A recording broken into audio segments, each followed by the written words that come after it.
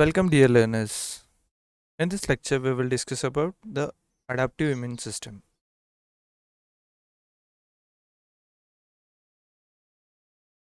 The adaptive immune system, it can be cell-mediated or it can be humoral, that is antibody-based. In contrast to innate immunity, adaptive immunity is more evolved and is highly specific. That is, it shows a response against a specific pathogen in a more specific and organized way. Its characteristics are extinguishingly antigen specific. That is, it remembers the different types of antigen that has been interacted with the cell. It is activated by only against invading foreign material and not against the self pathogen or self cells. Even this can happen in case with autoimmune disorders. Thus, it has the ability to distinguish between the self and non self molecules. Since it can be differentiated, a variety of different antigens, invading pathogens and self antigens, and they induce different types of immune response. Thus, the adaptive immune system or adaptive immunity is often called as an specific immunity.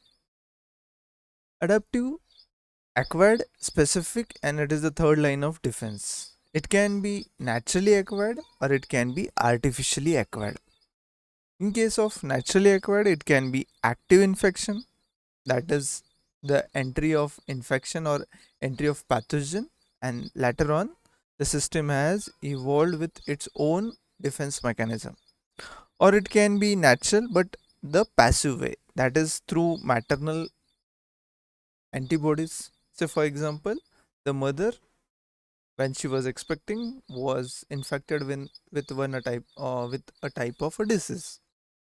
She has Her immune system has evolved against that particular pathogen and the antibodies were formed. These preformed antibodies are also transferred through placenta to the fetus and they are taken up by that fetus throughout its life form in a passive manner. So that is also a natural acquired immune system but a passive way. It can be artificially acquired, that is through active vaccination. Actual vaccination, it leads to or it is the entry of that pathogenic organism but that is of mild strain.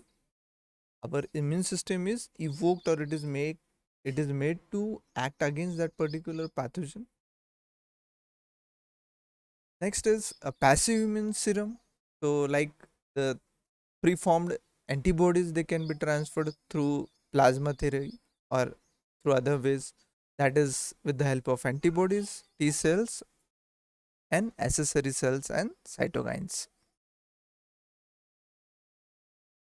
This is a third line of defense mechanism. It includes specific host response that must be developed uniquely for each microbe through the action of specialized white blood cells. This form of immunity is usually long term and has memory. The adaptive immune system, it is specific, it is the second line of defense.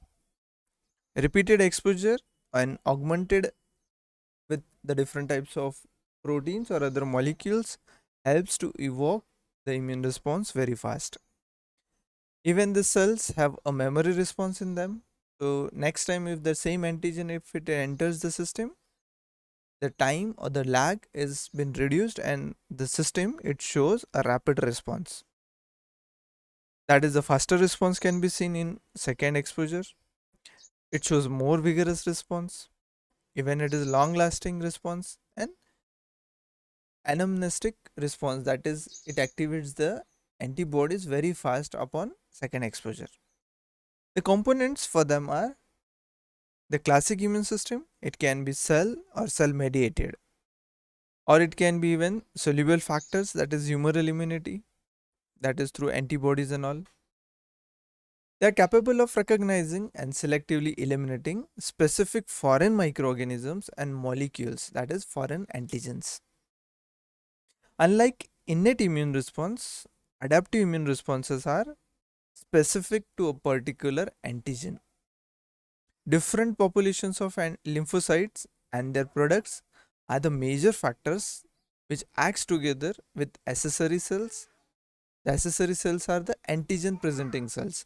They help in assisting, or they help in taking these cells, these antigens, to the other immune cells so that they do act along with the humoral antibody response. The cardinal features of adaptive immune systems are they are specific, they are highly diverse, and they have memory response in them. So specificity, specific for distinct antigen, as we have discussed. Every antigen, it has some antigenic determinants or epitopes on its surface.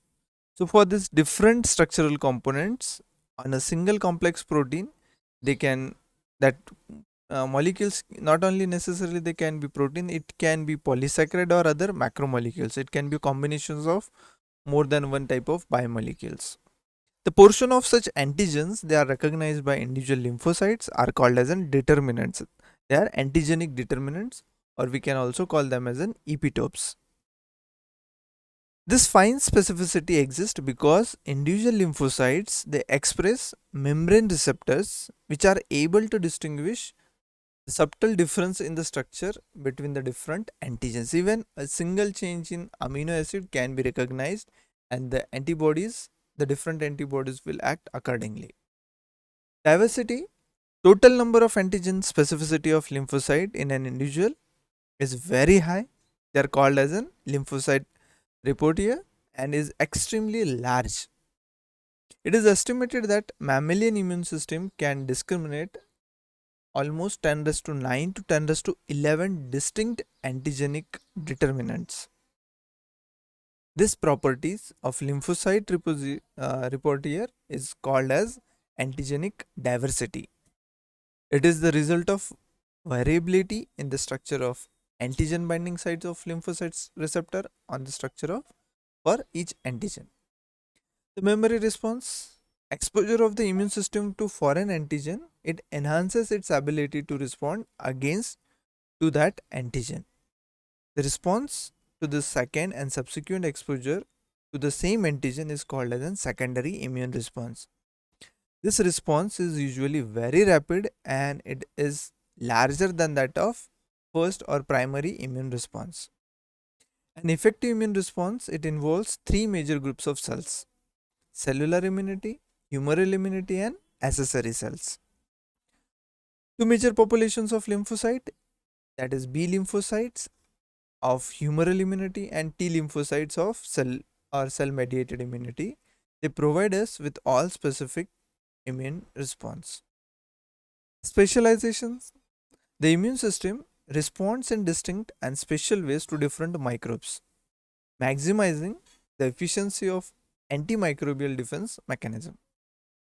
Thus, humoral immunity is and cell mediated immunity are elicited by different class of microbes or by the same microbes at different stages of infection.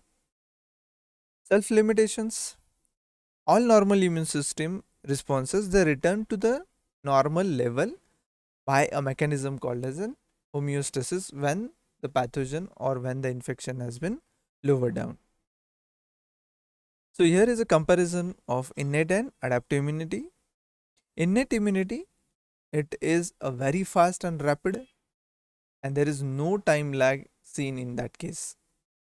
Whereas in case with adaptive immunity, there is a time lag. In case with innate immunity, they are not specific against any antigen. So they recognize a particular pattern and they are not antigen specific. Whereas the adaptive immunity, they are antigen specific. In case with innate immunity, no such memory response is seen. While in case with adaptive immune system, there is a development of memory cells.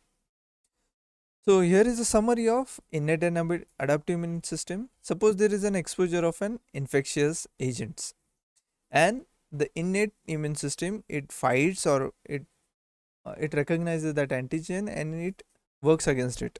So that case, no disease will be seen in that individual throughout its life form. Whereas if the innate immune system it fails, it can lead to a particular disease. When the adaptive immune system will take in action, the cell will respond and get recovered. Upon secondary exposure, the immune system will recognize that antigen and will show a fast response against it, and that individual will be saved upon next exposure. Thank you.